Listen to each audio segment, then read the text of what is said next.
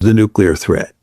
We're not just talking about starting World War I or World War II, which would be absolutely horrible in its own sense, but we're talking about the fact that the Russians have nuclear weapons and that Karaganov and others are talking about using those nuclear weapons.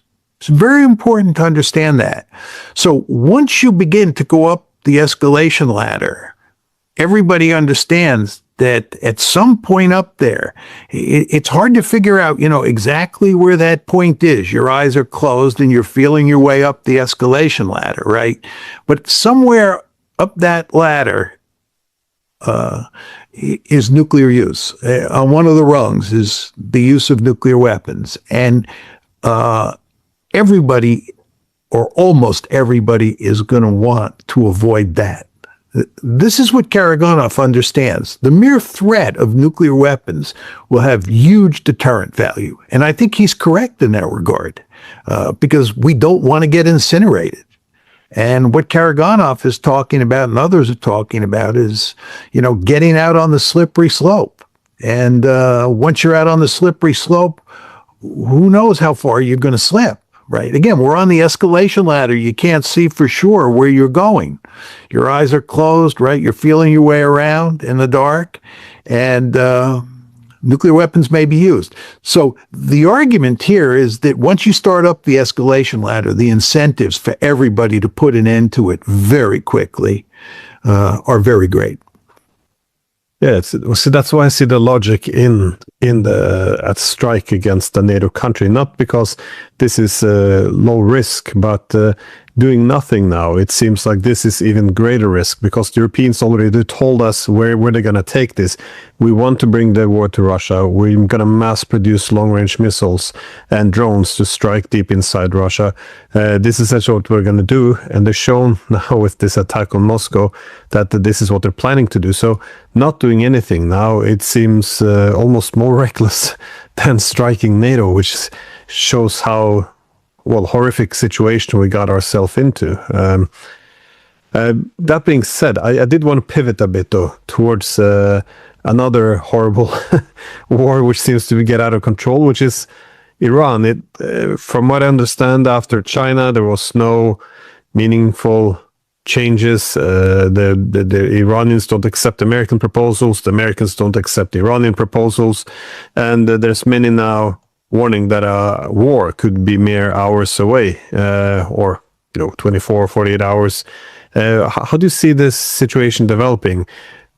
The only source of relief or calm now seems to be that it doesn't make any sense. That it's unclear to me what can be achieved, which they didn't achieve in those 40 days. So what are we looking at here? Well, if you look at the proposals that the Iranians and the Americans are making on how to settle this conflict, you see that they're light years apart. There's no bargaining space here in this conflict, as there is just as there's no bargaining space in the Ukraine/Europe-Russia conflict, and therefore you're not going to get a deal unless they're making concessions behind closed doors that we just don't know about. But there does not appear to be any evidence of that. Everything you see in the public record tells you there's just no agreement on any of the key issues between the two sides. And Trump is getting desperate. There's just no question about that. We started with a bombing campaign that lasted 40 days. That didn't work. So on April 8th, we moved to a ceasefire. And then our coercive leverage was supposed to come from the blockade. The blockade was the new formula for getting Iran to surrender. The original formula was the 40-day bombing campaign. That didn't work. Well, it's quite clear that the blockade is not working either. And that if it ever is going to work, it's going to take a long time. And time is something that Trump doesn't have. He's got to deal with this quickly. He's got to get a settlement because of the economic consequences of this war. And that means he has really two choices. He can go back to bombing, or he can basically cut a deal on Iran's terms. And he finds it almost impossible to cut a deal on Iran's terms. I think that he hoped that when he went to Beijing, he could talk to the Chinese, and the Chinese would be willing to put pressure on Iran. And the Iranians would end up making some significant concessions that would allow Trump to declare victory, even though he would have to make concessions himself. But at least the Iranians would make major concessions too. But there was no evidence the Chinese were willing. There is no evidence the Chinese were willing to do that. So China's not helping. So he's back to square one here. And the question is, what does he do? And I think one gets a sense that he might very well roll the dice and go back to bombing Iran. There's no question that the Israelis and the neoconservatives in the United States are pushing him in that direction. But the problem he faces is that using or launching another bombing campaign is not going to fix the problem. It's not going to cause the Iranians to surrender. Almost everybody understands that. You can inflict massive punishment on Iran, as we did in the first 40 days of the war, and they won't surrender. If anything, they'll become more committed than ever to, hanging in there. And then the other problem that Trump faces is that the Iranians have a second strike capability. And, if you think about restarting the bombing campaign, Glenn, it seems clear to me if it didn't work the first time, you're going to have to even go harder at them the second time. In other words, you're going to have to make the bombing campaign this time around even more intense. It makes common sense. If the bombing campaign didn't work the first time and you expect it to work the second time, it has to be because it's going to be a much more much more massive bombing campaign than the 40-day campaign we started the war with. But if you do that, that gives the Iranians a greater incentive to just wreck the entire Gulf, to go after almost every country in the Gulf and do everything possible to destroy those countries, shut down the Red Sea, and so forth and so on. And the end result is that even greater damage will be done to the international economy, and the Iranians will still be in the fight. So I don't see why, from a strategic point of view, Trump wouldn't just accept the fact that we've lost and cut a deal. Is it a good alternative? No, but it's the least bad alternative.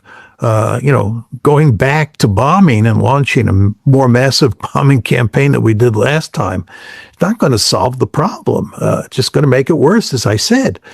But anyway, you don't have the sense, at least from what we can see on the outside, that Trump is willing to make any meaningful concessions to the Iranians and let them walk away with a victory. So it appears that he may very well roll the dice. Yeah, no, that's what I'm thinking. If it does going back into this war, it's going to have to be much higher intensity, despite being fewer military targets they have left. But that means, the Iranians have very little reason to have any restraint. As you said, they can shut down the Red Sea. They can essentially destroy a lot of the Gulf states. They can cut the internet cables. They can make a significant territorial conquests against Kuwait through have the Iraqis do it. I mean, there's so much that can be done. This is why it's hard to imagine them going down this path. But let's say instead of escalating, going back into the war, Trump decides to instead strengthen the blockade. So one of the problems now is they have to have too far distance from the Iranian coast. But what if they moved it, for example, to the Strait of Malacca or something to cut off the Iranian ships there? Do also, of course, bringing the war to some extent to China. Do you think this is, something like this is possible, where they essentially begin to draw in more actors? Well, the problem here is not where the blockade is located. The problem here is that the blockade does not inflict sufficient punishment on Iran to get it to surrender. And as long as Iran doesn't surrender and the Strait of Hormuz is closed, this has huge consequences for the international economy. And as time goes by, the situation just worsens. If you look at what's happening to inflation inside the United States and around the world, and you start thinking about the problems that various countries are having servicing their debt or their debts, and how this is likely to become a more acute problem over time, what you see is that the incentives for President Trump to shut this war down sooner rather than later are very great. But again, how does he do that? And I think where the blockade is located just doesn't matter very much. That's why I think that continuing the blockade is not a viable alternative. And I think the Trump administration recognizes that. That's why we're talking about going back to bombing. We're talking about going back to bombing because the blockade doesn't work. And you want to remember that just as the countries in the Gulf outside of Iran are looking for ways to beat the blockade, the Iranians themselves are looking for ways to beat the blockade. And all of the players have some options here. So the Iranians are hard at work trying to figure out different ways to get around the blockade, and they have some cards to play here. And that's what makes it very difficult to inflict the kind of punishment on Iran that might, and I underline the word might get the Iranians to surrender. Well, I have a hard time seeing the overall strategy or direction of the US here, though.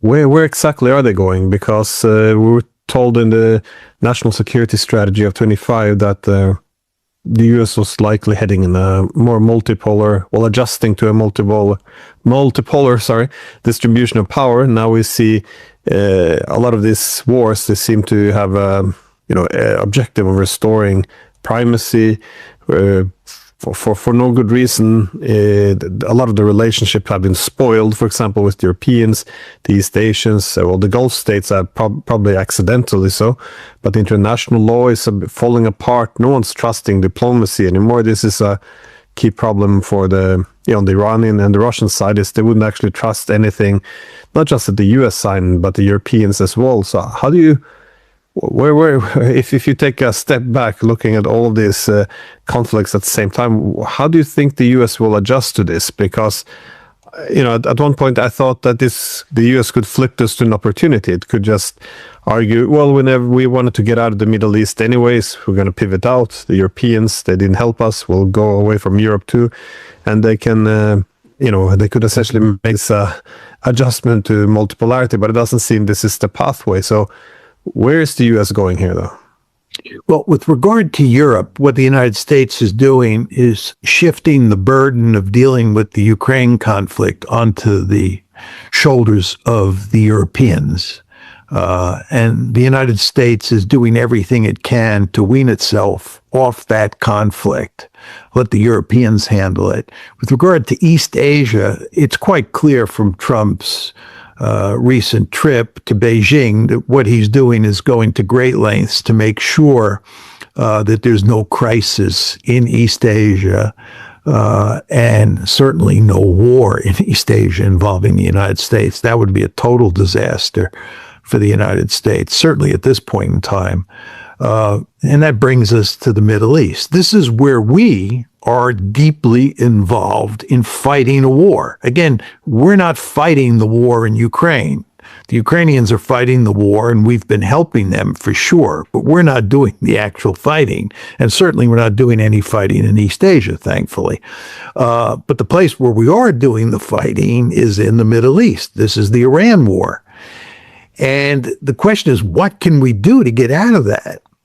And, you know, it's funny, but I often sort of think about the Vietnam War when I think about the Iran war. And you want to remember in 1968, after President Johnson says that he's not going to run again because he's effectively been destroyed by the Vietnam War, Richard Nixon runs against Hubert Humphrey, and Richard Nixon wins the election in November of 68, and he takes over in January of 69. And Nixon made it clear when he was campaigning that he had a secret plan to end the war, and he was going to end the war quickly. Well, if you look at what happened after Nixon comes into office, he was not interested in ending the war. He wanted to stay in the fight. He did not want to concede defeat. We actually thought, by 1972, that by using American air power and Vietnamese ground forces, that combination would allow us to hold off the North Vietnamese and forestall defeat. The Nixon administration did not want to lose in Vietnam. They were constantly searching for a clever strategy to make sure that we could win the war, or at least not lose the war. Of course, what happened in the end is that Congress forced Nixon's hand. Congress told the Nixon administration, you cannot use air power to rescue the situation. May 72, when we stopped the North Vietnamese offensive with tactical air power, was the last gasp. And after that, Congress made it impossible for the Nixon administration to prop up the government in Saigon with air power. And of course, what happened is that Saigon fell, the North Vietnamese won. But Nixon and, of course, Henry Kissinger, who was his national security advisor and then his Secretary of State, they did not want to lose. It's not the American way. And just to go to Afghanistan, as you well know, we were there for 20 years fighting the Taliban. We did not want to lose that war. So what this tells you is when the United States gets into a war, even when it's losing, it is very difficult to accept defeat. Very difficult. The United States is a very powerful country, and it's constantly looking for a way to win. And this is, I think, the basic logic that you see at play in the case of Iran. You and I can point out to them that this war is lost. And in a certain sense, they recognize that, but they just won't accept it. And the belief is there's just got to be a magic formula out there. After all, this is the United States of America, the greatest country in the world, the most powerful country in the world. How can you tell me, how can you tell us that we can't defeat a small country like Iran? This can't be the case. It's that kind of logic that kicks in. And so what you see is Trump thrashing around and his advisors thrashing around looking for a solution. And there's very little evidence, at least in the public record, that anybody on the inside is saying this one's over. We lost. Let's recognize that, cut a deal, and minimize our losses, which is what they should do. Because the fact is that we lost this war and there's no way we can rescue the situation. But anyway, all of this is a long-winded way of saying, Glenn, it's going to be very hard to get the United States to accept the fact that it has been defeated by the Iranians. And we will do everything we can to figure out a way to win the war.